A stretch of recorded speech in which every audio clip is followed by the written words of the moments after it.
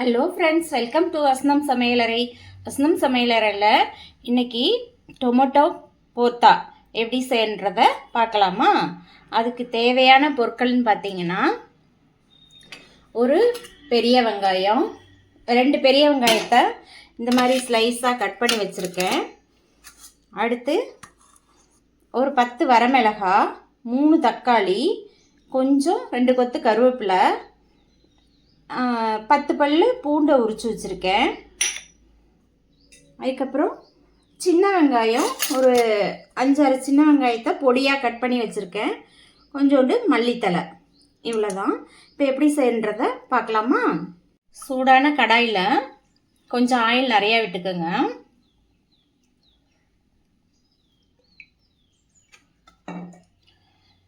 இதில் இந்த 10 பல் பூண்டை போட்டு நல்லா வறுத்து எடுத்துக்கலாம்.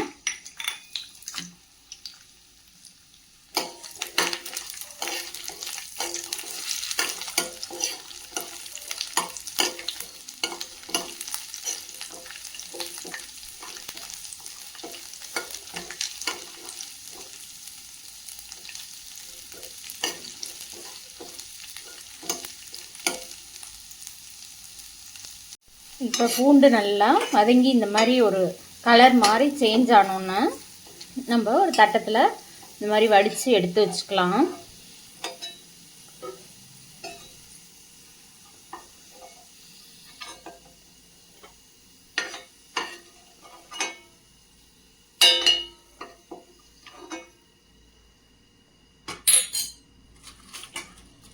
இதுலேயே இப்போ இந்த வரமிளகாயை போட்டு பொரித்து எடுத்துக்கலாம்.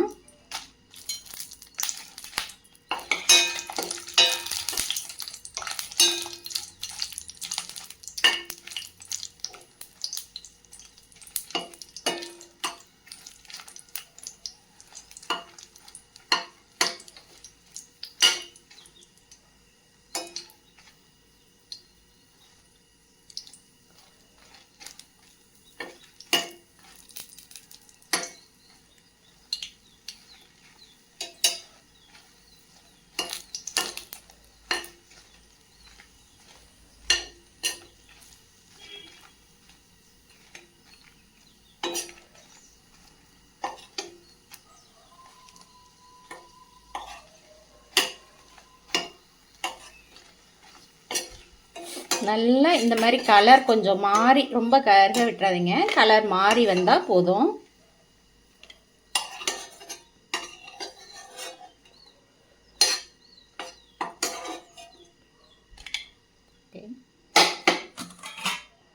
அடுத்து அதே கடாயில் கருவேப்பிலையை பொரித்து எடுத்துக்கலாம்.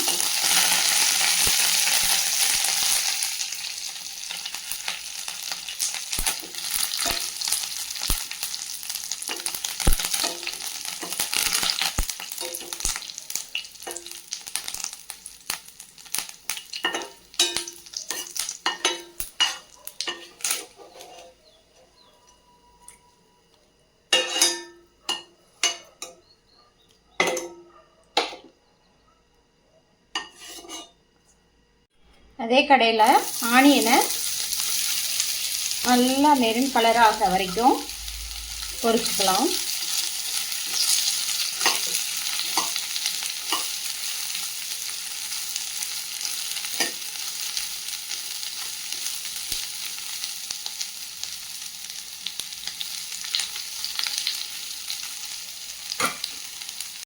இப்போ நம்ம ஆனியன் நல்லா குக் ஆகிடுச்சு. நல்லா இந்த ஸ்டேஜில் இருக்குது. இதை இப்போ ஒரு பாத்திரத்தில் மாற்றிக்கலாம். இப்போ அதே கடாயில் கொஞ்சம் ஆயில் விட்டுட்டு நம்ம தக்காளி, முழு தக்காளியாக எடுத்திருக்கேன். இது நாட்டு தக்காளின்றதுனால சீக்கிரம் கட் பண்ணால் நல்லா இதாகிடும். இப்படியே வச்சுருக்கோம். இதை இப்போ நல்லா அப்படியே குக் ஆகட்டும். இப்போ நம்ம தக்காளி நல்லா வெந்து வந்துருச்சு. அவ்வளோதான். இதோட எல்லா பொருளையும் இது போல் வறுத்து எடுத்து வச்சுக்கிட்டோம். இப்போ இதை மிக்சிலையும் நீங்கள் பல்ஸ் மோடில் ஒரே ஒரு பல்ஸ் மோட் போட்டிங்கன்னா கூட கரெக்டாக இருக்கும். அப்படி இல்லைனாலும் இது வந்து கையில் நீங்கள் செய்கிறப்ப தான் ரொம்ப நல்லா டேஸ்ட்டாக வரும். இந்த மிளகாயை இந்த மாதிரி நல்லா பொரிச்சு விட்டுக்கோங்க.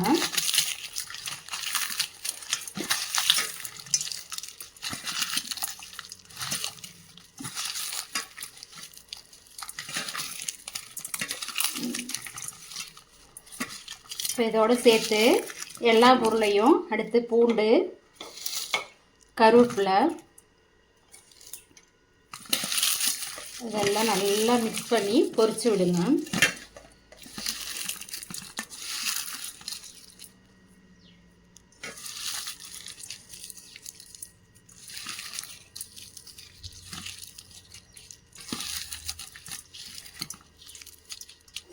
இப்போ பூண்டு,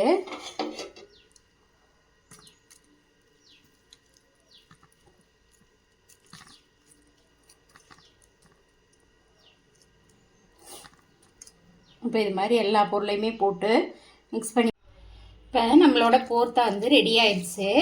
இந்த மாதிரி சாதத்தோட இங்கே பாருங்கள், போர்த்தா ரெடி ஆயிடுச்சு. இப்போ இந்த மாதிரி சாதத்தோட வச்சு சூடான சாதத்தில்